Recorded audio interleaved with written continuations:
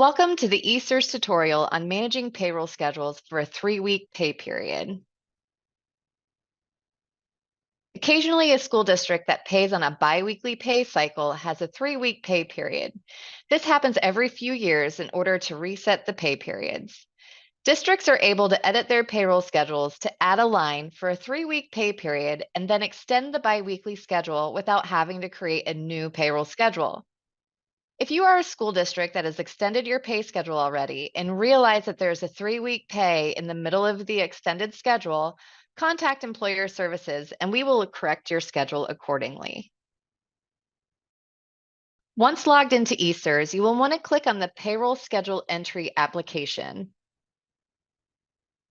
And then you'll want to click on the Payroll Schedule ID for the schedule that needs to have the 3-week pay period added.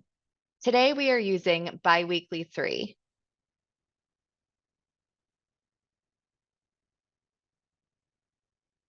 In the Payroll Schedule Information panel, enter in the payroll schedule end date to extend your schedule.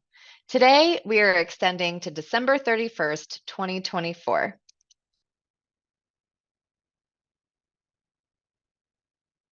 Click Save. Do not click Populate. A row will need to be added.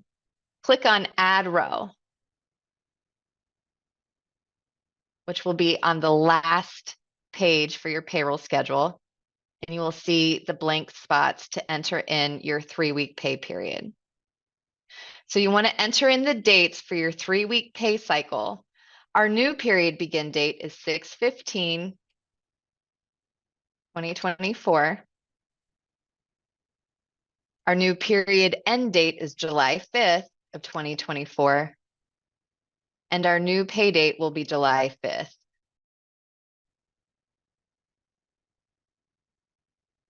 Once you have entered in your 3-week pay, you want to scroll to the top and click Save.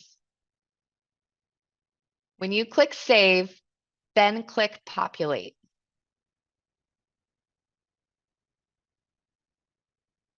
When you click Populate, the remaining portion of the biweekly schedule will populate from the 3-week cycle that was entered. Once you have reviewed and entered the schedule and the dates are correct, click Save. Then click Confirm and Submit. Once you have clicked Confirm and Submit, your schedule becomes read-only. If there are any changes that need to be made, please contact Employer Services and we will assist you. For any questions on payroll schedules, please contact us. Thank you for watching.